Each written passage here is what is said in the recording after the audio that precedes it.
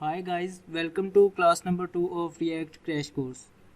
इस क्लास में हम फंक्शन बेस्ड कंपोनेंट्स और क्लास बेस्ड कंपोनेंट्स में डिफरेंस देखेंगे और देखेंगे कि कौन सा जो कंपोनेंट्स हैं वो उनका यूजेज जो है वो ज़्यादातर करती है आवाम। और उसके बाद हम देखेंगे कि यूज़ इफ़ेक्ट का हुक जो हमने प्रीवियस क्लास में यूज़ स्टेट हुक पढ़ी थी, उसके अलावा हम इस क्लास में यूज़ इफ़ेक्ट हुक स्टेट को पढ़ेंगे और यूज़ रेफ जो होता है वो वाली हम हुक को पढ़ेंगे इस क्लास में। तो स्टार्ट करते हैं VS कोड पे जाके। तो ये हमारी JSX फाइल है, इसके अंदर हम स्टार्ट करेंगे। प्रीवियस क्लास में मैंने बताया था कि अगर RFC लिखें तो इससे हमारा जो है फंक्शन रिएक्ट फंक्शन कंपोनेंट जो है वो उसका शॉर्ट टर्म में हम इससे क्रिएट कर सकते हैं। इसके लिए आपको ES7 जो एक्सटेंशन है वो इंस्टॉल करनी पड़ेगी। ये हमारा जो कोड का टेम्पलेट है ये हमारा फंक्शन कंपोनेंट का है। ये आप देख रहे हैं एक्सपोर्ट डिफ़ॉल्ट फंक्शन होम। ये जो हमारा कंपोनेंट कहलाता है इसको हम फंक्शन बेस्ड कंपोनेंट कहते हैं। अगर मैं इसके अंदर कुछ भी कोड लिख के आपको दिखा दूं और फिर इसको हम app.js में जाके तो यहाँ से इंपोर्ट करके इंपोर्ट होम, यहाँ से आप इस तरह करेंगे इंपोर्ट होम तो यहाँ पे खुद ही आ जाएगा। और इसको यहाँ पे राउट के अंदर हमने जैसे प्रीवियस क्लास में भी देखा था यहाँ पे लगा देंगे तो ये यहाँ पे शो कर देगा कि हेलो। ये हमारा फंक्शन बेस्ड कंपोनेंट्स है जो हमने प्रीवियस क्लास में भी देखे थे। हम फंक्शन बना के वो कंपोनेंट्स होते हैं उनको हम किसी दूसरी फाइल के अंदर भी जो है वो यूज़ कर सकते हैं। और इसके अंदर हमने फिर यूज स्टेट को जो है वो देखा था कि हम यहाँ पे इंपोर्ट कर लें यूज स्टेट।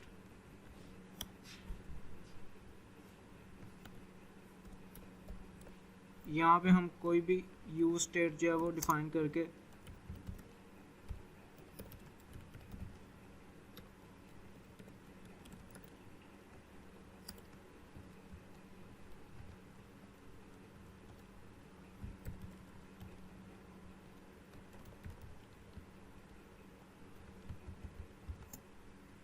यहाँ पे अगर हम ऑन क्लिक का इवेंट बना ले, यहाँ पे अगर हम बना ले फंक्शन बना ले इसका,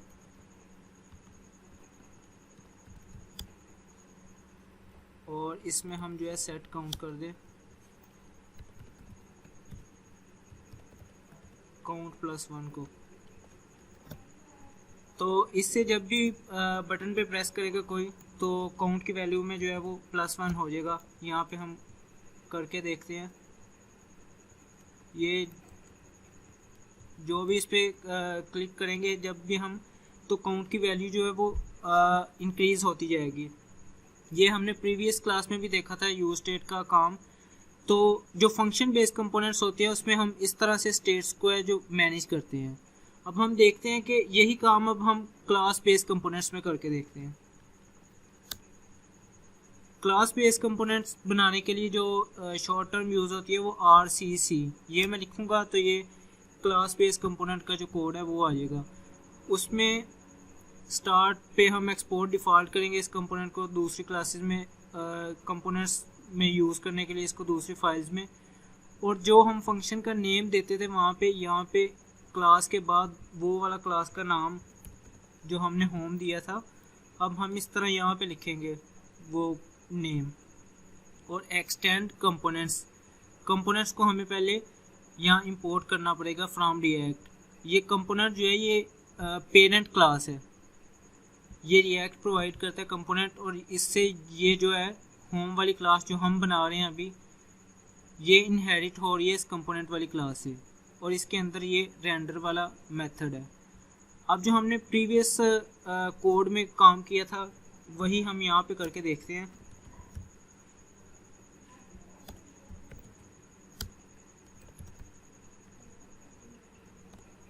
इसमें क्या है कि हम जो है वो स्टेट कैसे इसमें हैंडल करते हैं। इसमें अभी मैं आपको सिंपल करके अगर दिखा दूं तो यहाँ पे हमें जो वेरिएबल की टाइप है वो डिफाइन नहीं करनी पड़ेगी कि वेयर सी, ये देखिए मैंने यहाँ पे वेयर लिखा था, इसका एरर आ गया। इसी तरह लेट कॉन्स्ट वगैरह यहाँ पे नहीं लिखना पड़ता। इस क्लास का जो है वेरिएबल है तो इसके लिए हमें यहाँ पे दिस वर्ड जो है वो यूज़ करना पड़ेगा, दिस का कीवर्ड जो है, और दिस डॉट में ए करूँगा तो यहाँ पे आप देखें हेलो 5 आ गया।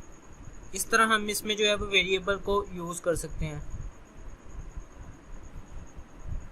और अगर हमने जैसे हमने यूज स्टेट वहाँ पे यूज स्टेट डिफाइन की थी, यहाँ पे हम करते हैं स्टेट और इसके अंदर हम इनिशियल स्टेट जो है इसकी डिफाइन करते हैं। जैसे हमने वहाँ पे किया था कि काउंट,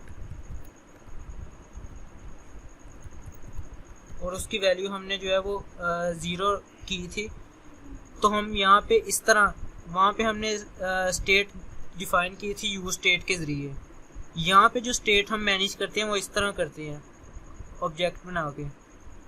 इस तरह यहाँ पे स्टेट जो है हमने इनिशियलाइज की है।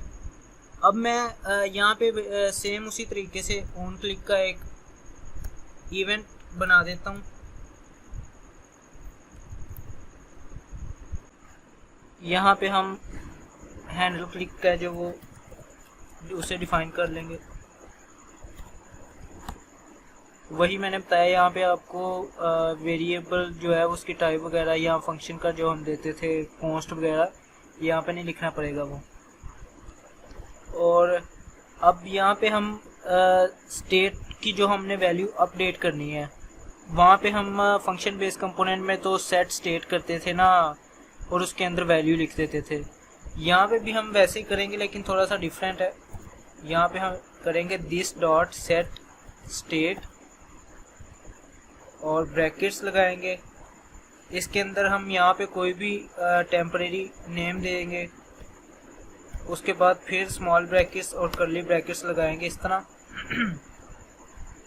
ये सेम उसी तरीके से है जो हमने यहाँ पे ऑब्जेक्ट क्रिएट किया हुआ है स्टेट का, यहाँ पे हम उसको अपडेट करेंगे उसकी वैल्यू को। और यहाँ पे आपने जो भी हमने अभी काउंट की वैल्यू को यहाँ पे अपडेट करना है, तो यहाँ पे काउंट कोलन और फिर हम लिखेंगे यहाँ पे जो हमने टेम्परेरी नेम दिया होगा इसे डॉट, फिर हम यही लिखेंगे जिसको हम अपडेट करना चाह रहे हैं, प्रीवियस डॉट काउंट +1 करना चाह रहे हैं तो उसमें +1 कर देंगे हम। तो इस तरह जो है हम इसकी वैल्यू को अपडेट करेंगे। हमने अगर इसकी वैल्यू को दोबारा सेट करना है कहीं पे, इसके अलावा हम यहाँ पे कोई और भी हमने वेरिएबल बनाना है तो हम वो भी यहाँ पे बना सकते हैं। यहाँ हमने कोई टेक्स्ट वगैरह लिखनी है तो वो भी हम यहाँ पे लिख सकते हैं, और उसकी वैल्यू को हम यहाँ पे दोबारा इसी तरीके से यहाँ पे हम चेंज भी कर सकते हैं। प्रीफ डॉट टेक्स्ट, हमने जो भी यहाँ पे इसकी टेक्स्ट लिखनी है वो हम यहाँ पे लिख सकते हैं। दिस इज़ अपडेटेड, जो भी हमने उसकी चेंज करनी है वैल्यू, तो इस तरह हम उसकी जो है वो वैल्यू को अपडेट कर सकते हैं। जिस तरह हम यूज स्टेट में सेट स्टेट करते थे उसी तरह सेम यही है। अब हम क्या करेंगे, यहाँ से this dot state dot count करेंगे। दिस हम यूज़ कर रहे हैं क्लास के लिए, उसके अंदर हमने ये जो स्टेट बनाई है वो, और उसके अंदर हमने ये काउंट का जो वेरिएबल बनाया है उसको एक्सेस करना है, तो this dot state dot count.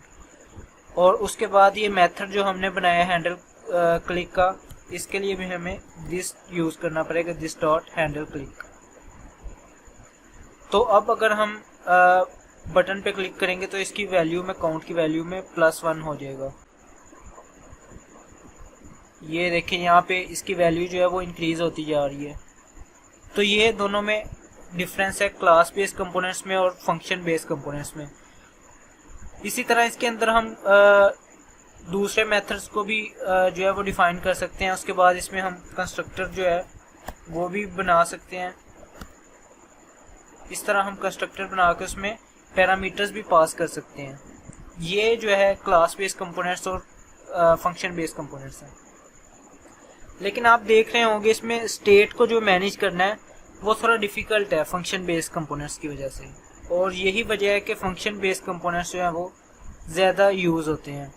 और क्लास बेस्ड कंपोनेंट्स पहले जो है वो क्लास बेस्ड कंपोनेंट्स यूज़ होते थे, लेकिन जब से यू स्टेट हुक्स आई हैं, यू स्टेट हुक का इसके अलावा दूसरी हुक्स आई हैं, तो वो जो है वो उस वजह से फिर ज़्यादातर जो है वो अब फंक्शन बेस्ड कंपोनेंट्स यूज़ होते हैं, और मैं भी ज़्यादातर फंक्शन बेस्ड कंपोनेंट्स ही प्रेफर करता हूँ।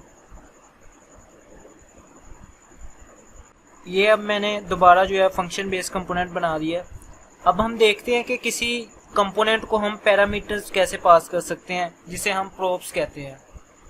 तो किसी भी कंपोनेंट्स को पैरामीटर पास करने के लिए हम यहाँ पे जैसे हम किसी फंक्शन में पैरामीटर्स पास करते हैं, यहाँ पे भी हम कंपोनेंट्स में प्रोप्स लिख देंगे जो भी हमने पैरामीटर्स पास करने हैं, और यहाँ पे मैं लिख दूंगा प्रोप्स और डॉट जो हम वहाँ से सेंड करेंगे, जो भी हम वहाँ पे नेम लिख के इसको पास करेंगे होम वाले को। लेट्स से मैं यहाँ पे नेम जो है वो पास करूँगा, तो यहाँ पे मैंने लिख दिया props डॉट नेम। अब मैं कोई और फाइल जो है वो क्रिएट कर लेता हूँ यहाँ पे,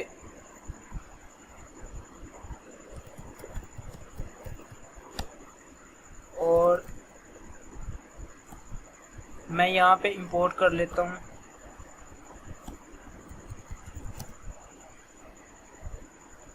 होम को। यहाँ पे मैं होम वाले कंपोनेंट को इंपोर्ट कर लेता हूँ, और उसके बाद यहाँ से मैं पैरामीटर उसको पास करूँगा।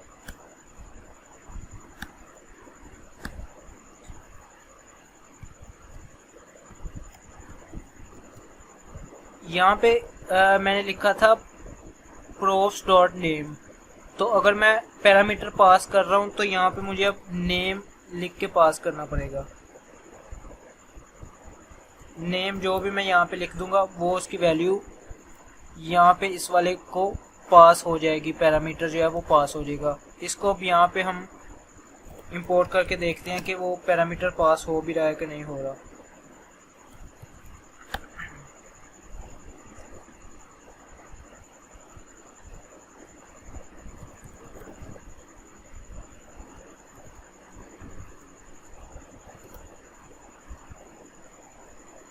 यहाँ पे अब हम सेकंड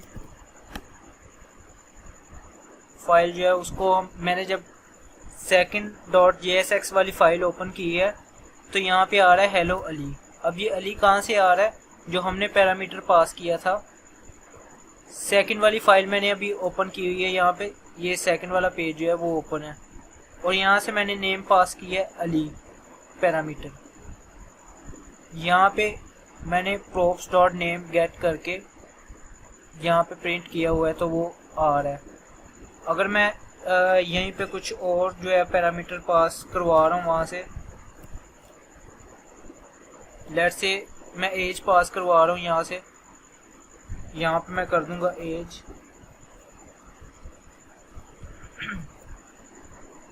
तो उसकी एज जो है वो भी पास हो जाएगी। ये यहाँ पे एज भी है जो आ गई है। इस तरह हम डिफरेंट जो हमने अगर पैरामीटर्स पास करने हैं किसी कंपोनेंट को, वो भी हम जो है वो पास कर सकते हैं। अब हम देखते हैं कि यूज़ इफ़ेक्ट जो हुक है रिएक्ट की, उसका क्या काम है। तो जो यूज़ इफ़ेक्ट हुक है उसका ये काम है कि जो आपका पेज जब रेंडर होता है, जब आपका पेज लोड होता है सबसे पहले, तो जो पेज होने के सबसे पहले जो पेज जो जब लोड होता है आपका, उसके बाद जो सबसे पहले कंपोनेंट आपका जो रेंडर होता है वो यूज़ इफ़ेक्ट वाला जो है, उसके अंदर जो भी कोड होता है वो सबसे पहले जो है रन होता है। इसी तरह जब आप किसी चीज़ किसी आप स्टेट की बेस पे उसे अपडेट करना चाह रहे हैं, तो उसको हम स्टेट की बेस पे भी अपडेट कर सकते हैं कि जब उस स्टेट की वैल्यू जो चेंज हो तो वो यूज़ इफ़ेक्ट जो है वो रेंडर हो जाए, मीन्स कि वो दोबारा जो है वो कॉल हो जाए। उसके लिए हम क्या करते हैं कि यहाँ पे हम यूज़ इफ़ेक्ट जो है उसको इंपोर्ट कर लेते, यूज़ स्टेट को भी कर लेते हैं साथ में। यूज़ इफ़ेक्ट को यहाँ पे हम लिखते हैं सबसे पहले यूज़ इफ़ेक्ट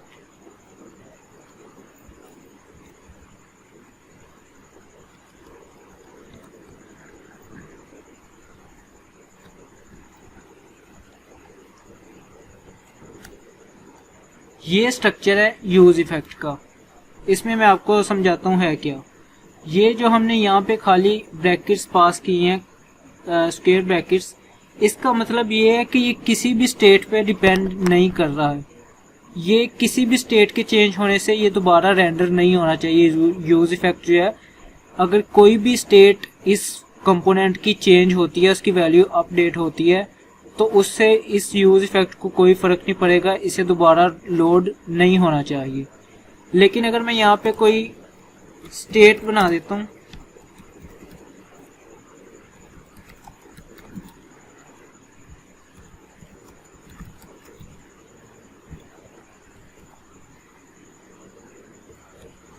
और यहाँ पे मैं पास कर देता हूँ काउंट, तो अब इसका मतलब ये है कि जब भी काउंट की वैल्यू अपडेट होगी तो ये यूज इफेक्ट में जो भी कोड लिखा होगा वो दोबारा रेंडर होगा, वो दोबारा जो है कोड एक दफा चलेगा।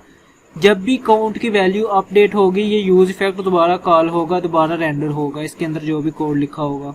तो ये सिंपल ब्रैकेट, खाली ब्रैकेट लिखने और ये काउंट जो है वो वेरिएबल किसी पास करने में ये फर्क है।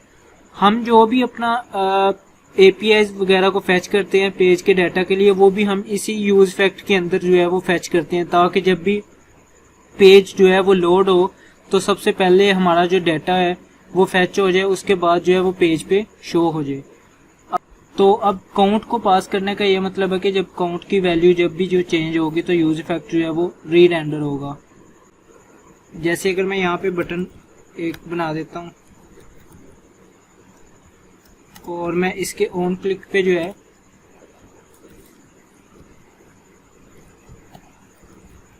सेट काउंट कर देता हूँ, काउंट +1।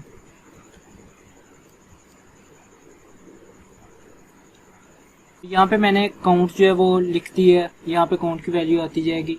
अब जब भी मैं इस पे क्लिक करूंगा तो काउंट की वैल्यू चेंज होगी और उस काउंट की वैल्यू की चेंजिंग की वजह से यहाँ पे ये यूज इफेक्ट जो है वो री रेंडर होगा। यहाँ पे देखते हैं, ये मैंने इस पे क्लिक किया तो इसकी वैल्यू जो चेंज हुई थी उसकी वजह से अलर्ट जो है वो हमें शो हो रहा है। अलर्ट हमने इसके अंदर लिखा है, लेकिन ये काउंट के चेंजिंग की वजह से काउंट की वैल्यू जब अपडेट हुई तो हमें जो है वो अलर्ट देखने को मिला। हम जो API फैच करते हैं वो भी इसी यूज इफेक्ट के अंदर ही हम फैच करते हैं, वो मैं आपको करके दिखाता हूँ। आपको जो है वो फैच करके दिखाता हूँ API। यहाँ पे हम एसिंक्रोनस जो है फंक्शन जो वो डिफाइन करेंगे।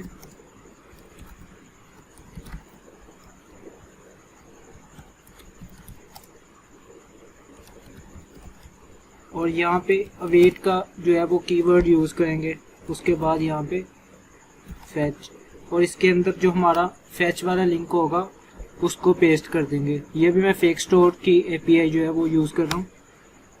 उसके बाद हम करेंगे इसको, जो रिस्पॉन्स आएगा इसको हम जेसन में कन्वर्ट कर लेंगे। जेसन जावास्क्रिप्ट ऑब्जेक्ट नोटेशन जो है वो ऑब्जेक्ट की फॉर्म में हमारे पास आ जाएगा। यहाँ पे कर देंगे हम रिस्पॉन्स, ये वाला रिस्पॉन्स डॉट जेसन, और यहाँ पे इसको कंसोल डॉट लॉग करके देख लेते हैं कि डाटा जो है वो आ रहा है कि नहीं, और इसको हम यूज स्टेट में जो है वो सेव कर लेंगे। रिस्पॉन्स डाटा, और अभी इस फंक्शन को हम यूज इफेक्ट के अंदर ही कॉल कर देंगे। अभी इसको देखते हैं जाके कंसोल पे, तो ये यहाँ पे जो है वो कंसोल पे लॉग हो गया जो भी डाटा था। इस तरह हम इसमें API यूज इफेक्ट के अंदर भी हम API भी जो है वो हम फैच कर सकते हैं। और इसको यहाँ पे अगर हमने करना भी हो तो हम लिख देंगे डाटा डॉट मैप, और यहाँ पे कुछ भी टेम्परेरी नेम, ये जो है इंडेक्स होता है इसका करंट, इसके अंदर हमने जो भी लिखना है हम इस तरह लिख सकते हैं। कि अभी मैंने जो है वो आइटम्स को प्रिंट करना है। लेट से यहाँ पे मैं लिख दूंगा आइटम डॉट, और इसका देख लेते हैं हम टाइटल है, तो यहाँ पे कर देंगे टाइटल।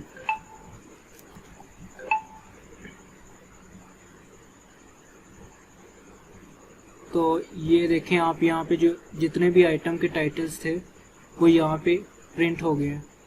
इस तरह हम एपीआई को यूज़ करके जो अपना डाटा फैच करके उसको भी यहाँ पे प्रिंट वगैरह कर सकते हैं। अपना कार्ड्स में जो डाटा शो करना है वो भी हम कर सकते हैं। तो ये डिफरेंट जो है वो इसके एडवांटेजेस हैं यूज़ इफेक्ट के। इसके अलावा यूज़ रेफ स्टेट जो है वो यूज़ होती है। अगर मैं यहाँ पे इसको रिमूव कर देता हूँ अभी, और लेट से इसको मैं काउंट कर देता हूँ,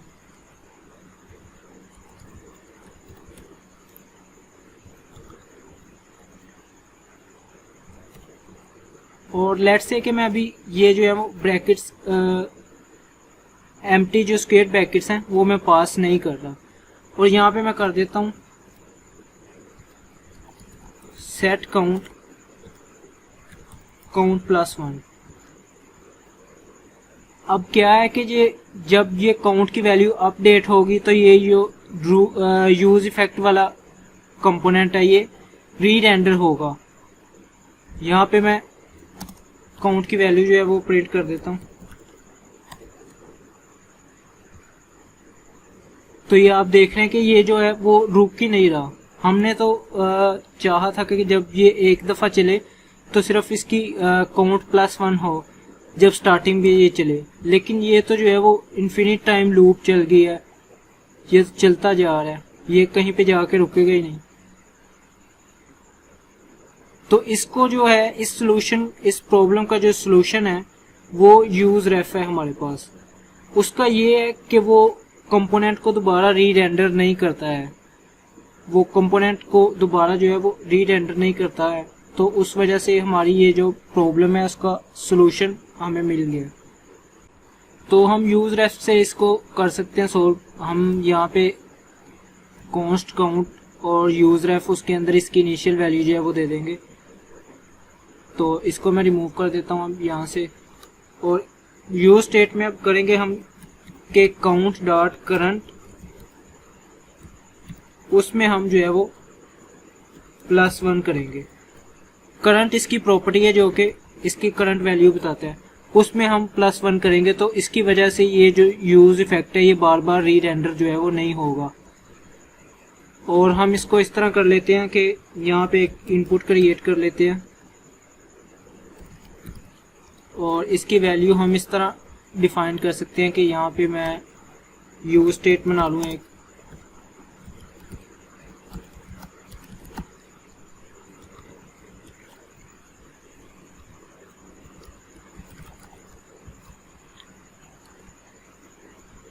यहाँ पे इसकी वैल्यू हम टेक्स्ट दे देंगे, और ऑन चेंज का इवेंट यूज़ करेंगे हम कि जब भी इस इनपुट की वैल्यू चेंज हो तो ये इवेंट जो है वो कॉल हो जाए। और इसके अंदर हम कर देंगे सेट टेक्स्ट,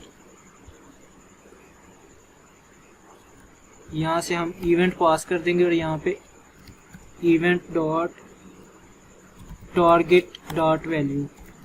ये टारगेट डॉट वैल्यू यूज होता है कि जो इसकी इनपुट की जो करंट वैल्यू होगी उसको सेट कर देगा। जब भी हम कुछ भी लिखेंगे तो ये ऑन चेंज का इवेंट जो है वो कॉल हो जाएगा, और जो उसकी करंट वैल्यू होगी टारगेट डॉट वैल्यू, उसका टारगेट डॉट वैल्यू का मतलब होता है जो उसकी करंट वैल्यू लिखी होगी इनपुट में, तो वो सेट हो जाएगी। और इसकी वजह से जो ये यूज स्टेट वो रीरेंडर होगा, और यहाँ पे हम उसका काउंट देख लेंगे कि कितनी दफ़ा ये जो है वो रेंडर हुआ है हमारा यूज इफेक्ट। इसको अब हम देखते हैं जाके।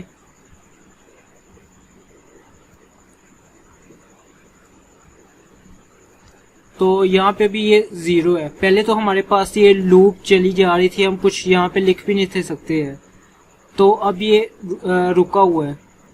काउंट डॉट करंट की वजह से ये रुका हुआ है। अगर हम यहाँ पे यूज स्टेट को यूज करेंगे तो उसकी वजह से यहाँ पे दोबारा एरर आ जाएगा। इन्फिनिट लूप चली जाएगी, हमें लिखने का मौका ही नहीं देगा। ये हम लिख भी सकें तो ये वैल्यू जो है वो इन्फिनिट लूप चलती रहेगी, वैल्यू चेंज नहीं होगी।